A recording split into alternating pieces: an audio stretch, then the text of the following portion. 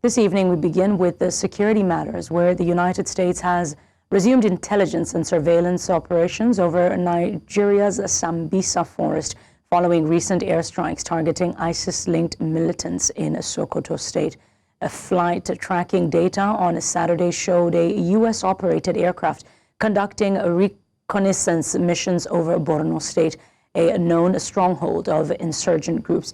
The aircraft, identified as a modified Gulfstream V, commonly used for intelligence, surveillance, and fact-finding.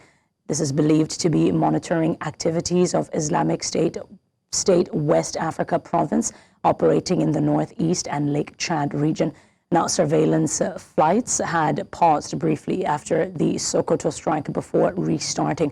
Records indicate the mission began in late November, with aircraft operating out of Ghana, a regional logistics hub for the United States forces.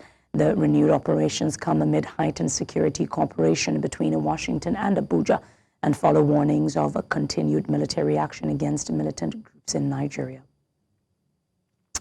In the meantime, the African Democratic Congress says the airstrike carried out by the United States Africa Command in Sokoto State on Friday highlighted what it describes as a historic incompetence of the administration of President Bola Tinubu. The United States launched a series of airstrikes on ISIS terrorists in Sokoto in the early hours of Friday. In a statement, the ADC National Publicity Secretary Bolaji Abdullahi said the opposition party supports lawful efforts to protect Nigerians, but blamed governance failures for the foreign military operations on Nigerian soil. Abdullahi also warned that permitting external forces to conduct direct military operations in a country is unsustainable and could undermine Nigeria's long-term strategic interests. Now, to discuss this further, we are joined by a security consultant, Dickson Osajie. Dickson, you're welcome. Thank you for having me. Good evening. Yeah, Dickson, now the United States has resumed intelligence and surveillance operations over Nigeria Sambisa Forest following recent airstrikes targeting ISIS-linked militants in Sokoto State.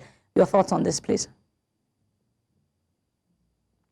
Well, for me, 2 days ago was a day we received the Tomahawk in our territorial space, and as of today, intelligence coming stated very clearly that the United States are conducting surveillance. Because before any mission or before any attack against your enemy, there's what we call hostile surveillance. I think what they're doing presently is hostile surveillance to ascertain the strength of these guys, to ascertain their location, to ascertain their capability and capacity to ensure that if they want to strike, they strike them and decimate them from their effective zone. So I think they are carrying out a pre-attack surveillance activities, and this activities is also known as hostile surveillance. I surely believe that at the end of this hostile surveillance, they'll be able to send some deliverables to the enemies then, so that they'll be able to wipe these guys from the Sambisa Forest. Now, President Trump specifically framed these airstrikes as protection for primary innocent Christians. In a country where 7,000 Christians were killed in the first 7 months of 2025 alone, is he addressing a reality, or is he dangerously oversimplifying a conflict that has historically claimed just as many Muslim lives in the north? Well, I would not put words into Donald Trump's mouth, but I strongly believe that we've been suffering from Christian genocide in Nigeria, and that is just the truth. Nobody's going to argue about that. And I also believe that the Muslims are being killed. And if you want to ask who are the people killing the Muslims, they are the Islamic, Islamic terrorists, the radicalized Islamic terrorists, and also first of all, in 2014, I remember the founder of Boko Haram, Shakau, went live on air and says that if you see them, kill them, kill the infidels, kill the unbelievers, kill the Christians, And the foundation of Boko Haram was that Western education is sane. So as time progresses, it metamorphosed into, economic terrorism, whereby these guys started kidnapping Nigerians for ransom, and as well, going off their, foundation or their objective. Every organization has its mission and vision. And if anyone comes on air and says that the objective of Boko Haram is not to Islamize Nigeria, I don't know if they are the spokesperson or if that person is the spokesperson for Boko Haram. But I strongly believe that Donald Trump himself have carried out an assessment of the killings in Nigerians. He's seen a lot of killings going on, but he's particularly concerned about the killings of Christians, maybe because that is his own faith. But as a country, let's just get it right. We need to wipe these guys out because they are killing both Christians and also they are killing Muslims. But these killings must stop if we want to have a great country, Nigeria. And it's right time for the Supreme Muslim Council and the Christian Association of Nigeria to start talking to ensure that the killings of any Nigerians, be it a Christian or a Muslim, by any religious group, be it a radicalized Islamic group, must stop. And this time is right now for us to talk about it and stop this nonsense bedeviling our country. So we have Americans on our side, sending precision missiles to the enemy's den. We never expected this. It's so disturbing. And the Nigerian Army, Nigerian Navy, Nigerian Air Force have the capability, but they'll be so political about this. So the Americans are on ground, and I'm telling you that they will not be political about this. They will wipe these guys from our territorial space as soon as possible.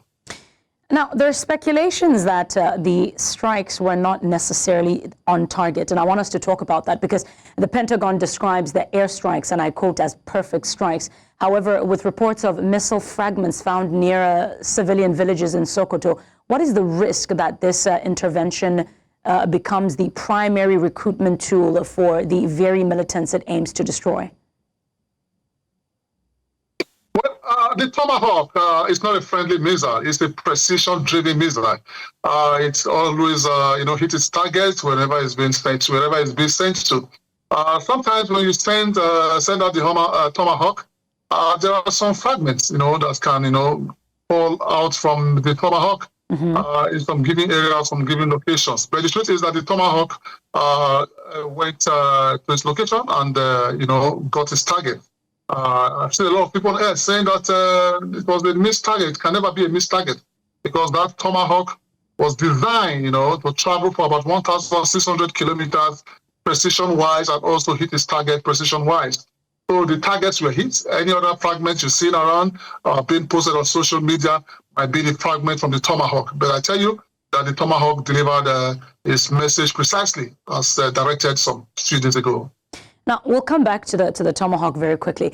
Now, coming just days after the U.S. strike in Syria, is this a new Trump doctrine for Africa? Are we moving away from long-term stability building towards a transactional model of offshore missile diplomacy? Well, for me, it's so sad that as a country, as we speak right now, Nigeria is the most discussed country in the world negatively. All over the media yesterday and the day before yesterday, all over the world. Nigeria is being discussed. Why are we being discussed? Because we've gambled with the speed of insecurity so badly, and that is why the global space are not happy with what is happening. Some are for, and some are against the decision of Trump.